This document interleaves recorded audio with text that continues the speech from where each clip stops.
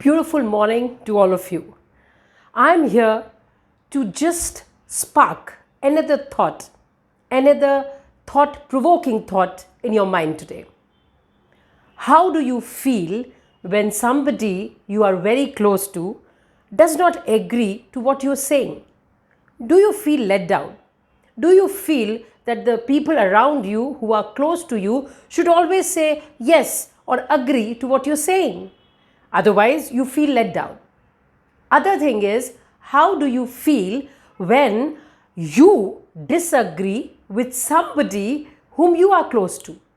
Do you little later feel a bit guilty? Do you really feel that, oh, I should not have said it? And you start weighing that whether it is right, whether it is wrong. Should I say that? Should I be little diplomatic? So these are all the thoughts, because whichever way we go, most of the time we start stopping ourselves from self-expression. My dear friends, I really believe that there can be a very simple way of communication.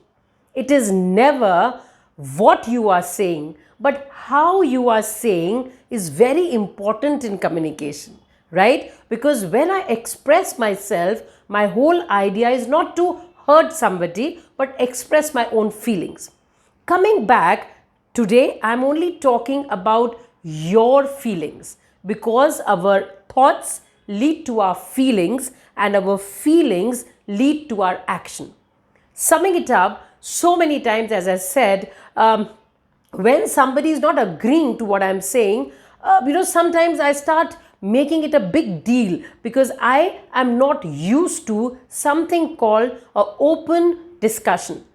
Discussion means where we all put our view right there on the table and open ourselves to listen.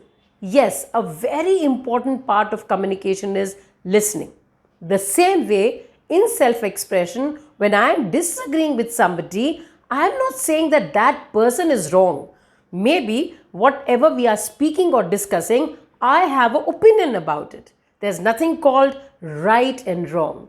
So my dear viewers, my name is Parul Malik and I am a certified life skill coach, and also I am a certified Heal Your Life workshop trainer inspired by immense work of Louise Hay, where she guides us how to get in your own system, start looking inward, and the more you are sorted inside, the more you are non-judgmental about your own self, you will start being non-judgmental about others. So the whole idea is, can I center my own thoughts, center my own feelings? And with this year 2021, which has really taught us loads of things, making us realize that things are not in our hands so many times, and we become like the doers, that if I don't do it, things won't happen. If I don't tell my opinion, things will not change. Things like that, right? So please see that 2021 has taught you certain things. You have gone through certain things.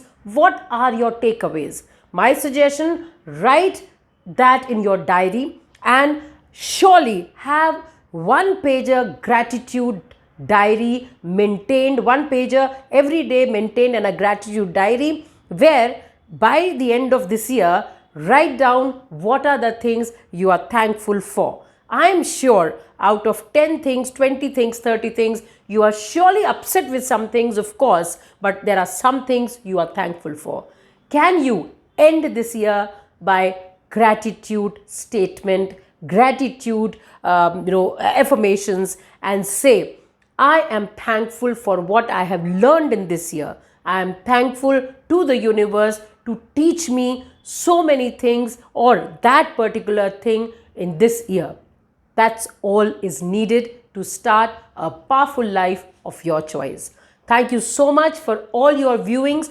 Thank you so much for all your comments. I might not be able to answer each one of them, but trust me, from the bottom of my heart, thank you for subscribing, sharing, and encouraging me to share my knowledge, my expertise into this field, because come what may, together we can sort out our life. Thank you, take care, and see you again. Bye-bye.